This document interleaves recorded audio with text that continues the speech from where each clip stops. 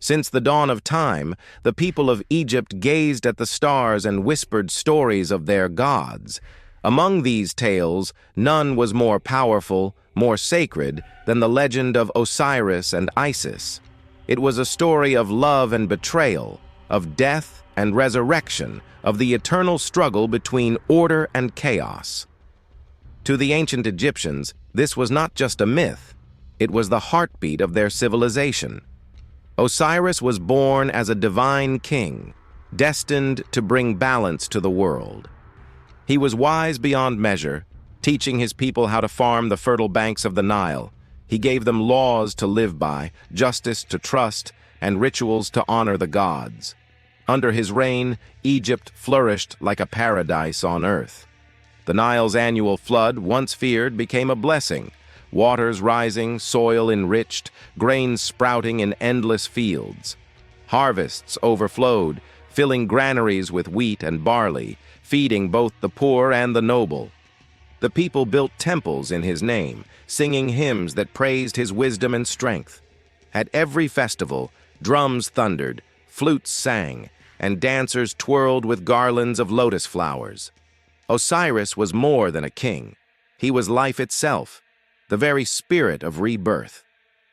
By his side stood Isis, radiant and powerful, a goddess in human form. She was not only queen, but also the mistress of magic, healer of wounds, and protector of mothers and children. Her compassion was said to rival the Nile's generosity, and her wisdom as endless as the desert sky. Isis was loved by the people, prayed to by farmers, mothers, and healers alike. She wove spells of protection, guarded families, and whispered words of comfort to the grieving. Her throne-shaped crown glowed with divine light, symbol of her power as Queen of Egypt. Together, Osiris and Isis ruled in harmony, king and queen, husband and wife, god and goddess united. But in the shadows stood Set, Osiris's brother. Set was the god of chaos, storms, and violence, a force of destruction always lurking at the edges of order. He watched Osiris with envy, his heart burning as he saw Egypt thrive. The laughter of the people was to him an insult, every harvest a reminder of what he did not have. While Osiris embodied life, Set embodied disorder. His envy festered like a storm gathering on the horizon, and so Set began to plot. He devised a plan of cunning cruelty, a trap hidden behind beauty. He summoned master craftsmen and ordered the making of a coffin unlike any other. Forged of solid gold, inlaid with lapis lazuli, turquoise, and obsidian, it gleamed like the sun itself. Its sides were carved with hieroglyphs that told lies of glory and promises of eternal life. But the truth was darker. The coffin was made to fit Osiris perfectly, and only Osiris. With his plan ready, Set invited Osiris to a grand banquet. The palace halls glowed with torchlight, the air thick with music and the scent of roasted meats. Nobles gathered, laughing and raising cups of wine, unaware that a storm was about to break. Musicians played harps and flutes, their notes echoing through towering sandstone pillars. Dancers twirled in flowing linen, scattering lotus petals across the polished floor. At the height of the feast, Set revealed his masterpiece, the golden coffin. Gasps of wonder filled the hall as the guests beheld its brilliance. Set's voice rang out, "Whoever fits inside this coffin shall claim it as a prize." One by one, the guests stepped forward, laughing as they tried. Some were too tall, others too short, none could fit. The hall echoed with amusement, and the coffin seemed only a marvel, not a threat. At last, Osiris himself approached. Curious and unguarded in his brother's company, he lay inside. To everyone's amazement, the coffin closed around him perfectly. It was in that moment the trap was sprung. Set and his followers leapt forward, slamming the lid shut. Molten lead was poured along its seams, sealing it forever. With cruel laughter, Set's men hurled the coffin into the Nile. The joyous banquet became a night of horror. The people screamed, music fell silent, and Egypt's beloved king was gone. When Isis heard of the betrayal, grief pierced her heart like a blade. She tore her robes, scattered ashes upon her head, and wept until the desert sands were wet with her tears. Yet her sorrow became strength, for she swore never to rest until she found her husband. Alone, she wandered through deserts and towns, searching the Nile from delta to marsh. She crossed villages where people offered her bread and water, joining in her prayers. She walked through marshlands where papyrus reeds swayed, whispering secrets of the river. Her tears fell like shining pearls, and where they landed, lotus flowers bloomed. Guided by devotion, Isis pressed onward, refusing to give up.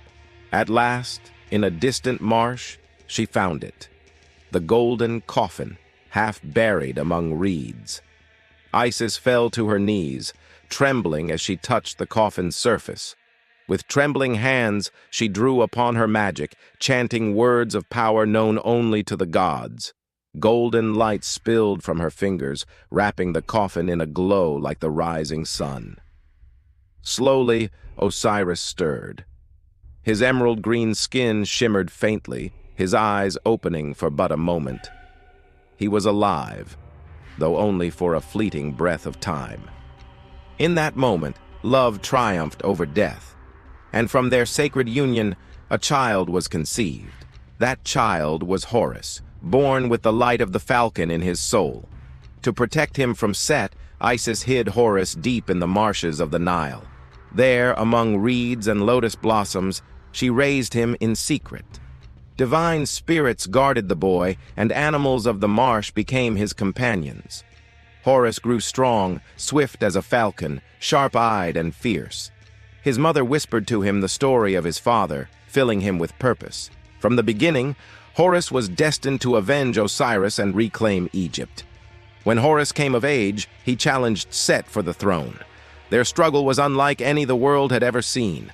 For 80 years they clashed, in deserts, on the Nile, in the sky above.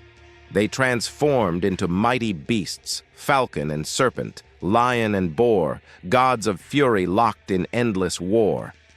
At times, Horus was wounded, even losing an eye in battle, but Isis healed him, restoring his strength with her magic. Set too was relentless, summoning storms, winds, and darkness to his aid. The gods themselves gathered to witness, weighing order against chaos. The heavens shook with thunder, and the Nile trembled with their fury. Finally, the divine tribunal gave judgment. Horus was declared the rightful king of Egypt. Set, defeated, was cast aside, his chaos bound but never destroyed. Yet Osiris's tale did not end with his death, for he descended into the underworld, where he became ruler of the dead. Upon a great throne he judged the souls of men, weighing their hearts against the feather of truth. To live justly was to be welcomed into paradise. To live with evil was to be devoured by darkness. Osiris was eternal, not as a king of the living, but as the god of resurrection and justice. Isis remained beloved, worshipped as the goddess of magic, motherhood, and protection. Horus reigned as king, his falcon eye watching over Egypt, and every pharaoh after him was called the living Horus. Set, though defeated, still lingered, a reminder that chaos is never fully gone, only restrained. The Egyptians saw Osiris in every flood of the Nile, in every harvest, in every promise of renewal. His story was retold in temples, carved upon walls, and sung by priests for thousands of years. For the myth of Osiris was not just a tale of gods, but the eternal truth that life springs from death. And so, the legend endures.